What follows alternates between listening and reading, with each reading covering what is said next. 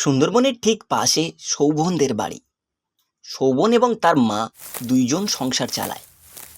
শোভন কাঠ কেটে বাজারে বিক্রি করে, আর শোভনের মা সুন্দরবনে যারা ঘুরতে আসে তাদেরকে পুরো বন ঘুরিয়ে দেখায়। মা, ও মা, কোথায় গেলে? হ্যাঁ, কি হয়েছে শোভন? এই তো আমি। না, কিছু না। আমি জঙ্গলে যাচ্ছি কাঠ কাটতে। আজকে ফিরতে একটু দেরি হতে পারে, বুঝলে? ওষুধগুলো আছে, সময় মতো একটু খেয়ে নিও। আচ্ছা ঠিক আছে, কিন্তু সাবধানে। ওই দিন তোর মামা এসে বলেছিল জঙ্গলে নাকি বড় সাপ হয়েছে। তুই একটু সাবধানে থাকিস। আরে, তুমি এত চিন্তা করো না তো, আমি যাচ্ছি। এরপর শোভন জঙ্গলের পথে চলতে লাগলো। আজকে অনেক কাঠ কাটতে হবে। কিছুদিন পর সরকার তো কাঠ কাটাও নিষেধ করে দিতে পারে। আর এমনিতেও জঙ্গল আগের থেকে অনেক ফাঁকা হয়ে গিয়েছে।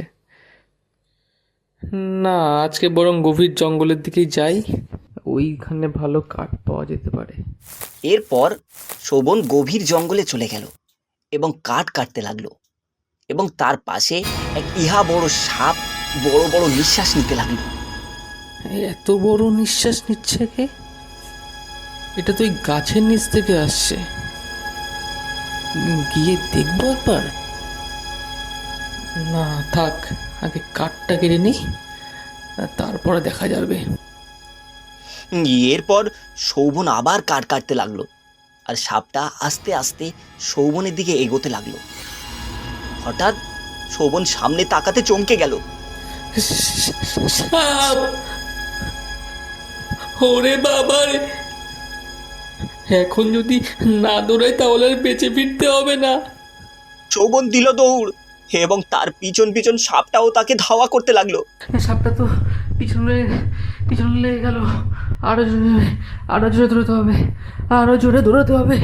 দৌড়তে দৌড়তে শোভন হঠাৎ তন্ময়ের সাথে ধাক্কা খেয়ে গেল। কিরে, কি হয়েছে? দৌড়াচ্ছিস কেন? সাপ, সাপ, সাপ, সাপ! কি সাপ? কোথায় সাপ? অনেক বড় সাপ। এত বড় সাপ আমি জীবনও দেখিনি। আর একটু হলেই, আর একটু হলেই আমায় খেয়ে ফেলতো। ওফ! হ্যাঁ হ্যাঁ, আমি কিছু কাঠুরের মুখে শুনেছিলাম, কিন্তু বিশ্বাস করিনি। কিন্তু এখন তো মনে হচ্ছে সত্যি। সত্যি মানে? আমি নিজের চোখে দেখেছি। আমি তো এখন কাঠ কাটতে বাড়ি থেকে বের হয়েছিলাম।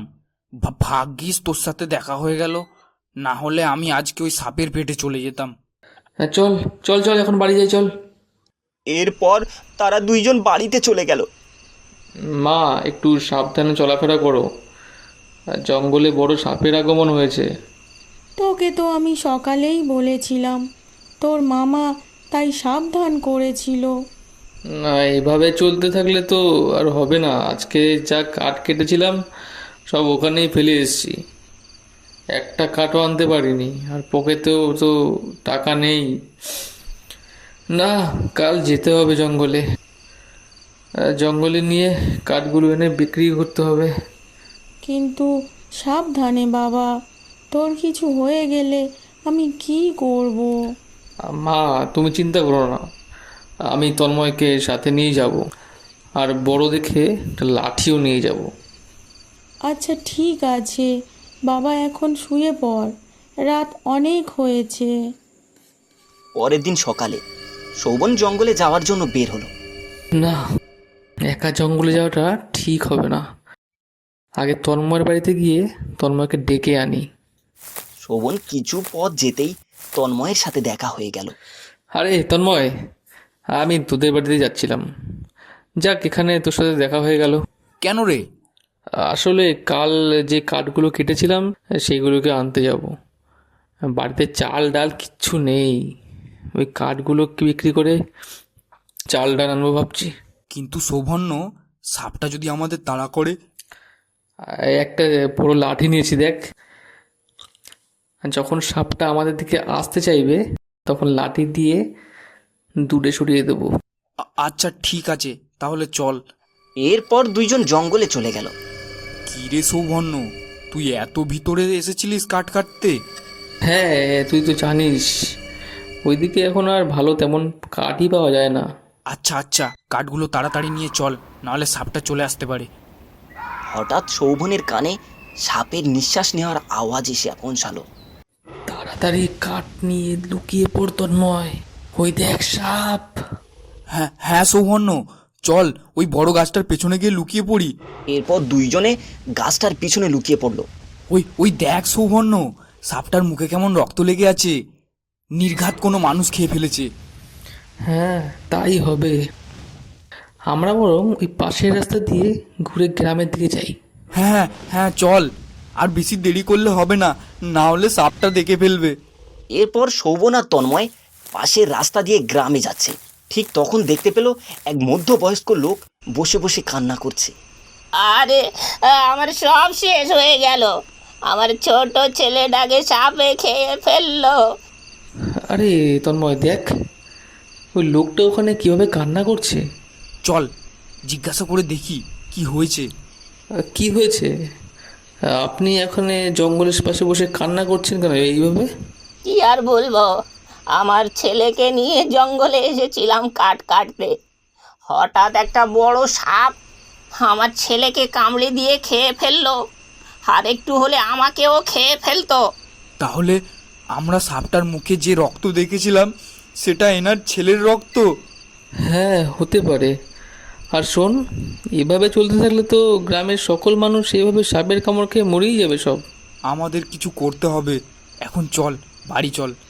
এরপর তন্ময় ও শোভন বাড়িতে চলে গেল। মা, ও মা, কোথায় তুমি? বাবা তুই এসেছিস? আমি তোর চিন্তায় তো শেষ হয়ে যাচ্ছি। মা, জোর বাঁচা বেঁচে গিয়েছি, আর একটু হলেই তো সাপটা আমাকে। আর জানো, পাশের গ্রামের রজের কাকুর ছেলেকে সাপে খেয়ে ফেলেছে। কি শুরু হলো হঠাৎ? এত বড় সাপ কোথা থেকে এলো? আমার মনে হয় মা, বন্যার সময় সাপটা জঙ্গলে কোনোভাবে চলে এসেছে। হ্যাঁ, এভাবে চলতে থাকলে তো গ্রামের সব মানুষকেই সাপটা খেয়ে ফেলবে। কাল বরং আমি আর তন্ময় পুরো গ্রামে মাইকিং করে সতর্ক করে দিই, যাতে এই জঙ্গলে কেউ একা না যায়। শুনুন শুনুন শুনুন, সুপ্রিয় গ্রামবাসী, কেউ একা জঙ্গলে যাবেন না। আপনারা জানেন এই জঙ্গলে বড় একটা সাপের দেখা মিলেছে, তাই সবাই সতর্ক থাকুন, নিজে বাঁচুন, অন্যকেও সতর্ক করুন। আচ্ছা সৌবর্ণ, কি মনে হয় এটাতে কি কাজ হবে? মানুষ জঙ্গলে না গেলে কাঠ কাটবে কি করে? হ্যাঁ, সেটা ঠিক, তাও সতর্ক করে দিলাম, এই আর কি। কিছুদিন পর সাপটা আরো হিংস্র হয়ে উঠল। এক এক করে গ্রামের অনেক মানুষকে মেরে ফেলল। সৌবর্ণ, একটা কথা শুনেছিস? কিসের কথা? সাপটা তো প্রায় গ্রামের অনেক মানুষকেই খেয়ে ফেলেছে। কি বলিস তন্ময়? শোন, এবার যা করার আমাদেরই করতে হবে। আমরা আর কারো প্রাণ যেতে দিতে পারি না। কি করবি? আর আমরা এই দুজন মিলে তো এত বড় সাপটাকে কিছুই করতে পারবো না। আমরা দুইজন না, গ্রামের আরো 4-5 জন লোক নিয়ে গিয়ে সাপটাকেই মেরে ফেলবো। কিন্তু কিভাবে? আমার তো মাথায় কিছুই আসছে না। তাহলে শোন। সৌবর্ণ, পরিকল্পনা ভালো, কিন্তু কিন্তু আমার একটু ভয় করছে। আরে একটু তো রিস্ক নিতেই হবে। তাহলে তুই কাল বিকালে জঙ্গলের পাশে নদীর ধারে চলে আসিস, আর আমি আসার সময় আরও কয়েকজনকে সঙ্গে নিয়ে আসবো। আচ্ছা ঠিক আছে, তাহলে আমি যাই, কেমন? পরের দিন বিকালবেলা তারা সবাই জঙ্গলে একত্র হলো। তাহলে সবাই চলে এসছো? হ্যাঁ, এবার সবাই গর্ত করা শুরু করো। হ্যাঁ হ্যাঁ, কাজ শুরু করে দেওয়া যাক, আমি বরং নজর রাখি। এরপর তন্ময়, শোভন আর কয়েকজন মিলে গর্ত খুঁড়ে ফেলল। যাক, হ্যাঁ, গর্ত করা শেষ হলো। এবার কিছু মাংস রাখতে হবে এখানে, আর এই মাংসের গন্ধ শুনে সাপটা আসবে, আর এই গর্ততেই সব পড়ে যাবে। আরও তো একটা কাজ বাকি আছে, গর্তের ওপর পাতা ছিটিয়ে এমনভাবে রাখতে হবে যাতে সাপটা বুঝতে না পারে যে এটা গর্ত। একদম ঠিক বলেছিস। ভাইয়েরা, তোমরা পাতা বিছিয়ে আর ওপরে মাংস রেখে লুকিয়ে পড়ো। যা করার আজকে রাতের মধ্যেই করতে হবে। এরপর তারা গর্তের উপরে পাতা ছিটিয়ে উপরে মাংস রেখে লুকিয়ে পড়ল। বিকাল গড়িয়ে রাত হয়ে গেল। এখনো তো সাপটা এলো না। এই তো তন্ময়, দেখ সাপ। ও রে বাবা, আমার অনেক ভয় করছে। দেখ সৌবর্ণ, আমাদের বানানো ফাঁদের ওপর দিয়ে সাপটা এগোচ্ছে। আর একটু অল্প এগোলে সাপ গর্তে পড়েছে। আরে সবাই এসো, সবাই এসো, সবাই বের হও, সাপটা গর্তে পড়েছে। তন্ময়, একটা কাজ কর, বড় একটা পাথর নিয়ে সাপটার মাথায় ফেল, দেখ মারা যাবেই যাবে। হ্যাঁ, নিয়ে আসছি। এরপর তন্ময় বড় দেখে পাথর নিয়ে সাপের মাথায় মারলো, আর সাপ মারা গেল। তন্ময়, দেখলি তো, পরিকল্পনা কাজে দিল। এবার আর কাঠ কাটতে কোনো ভয় নেই। হ্যাঁ, গ্রামবাসীদের জানিয়ে দে যে সাপ মারা গেছে।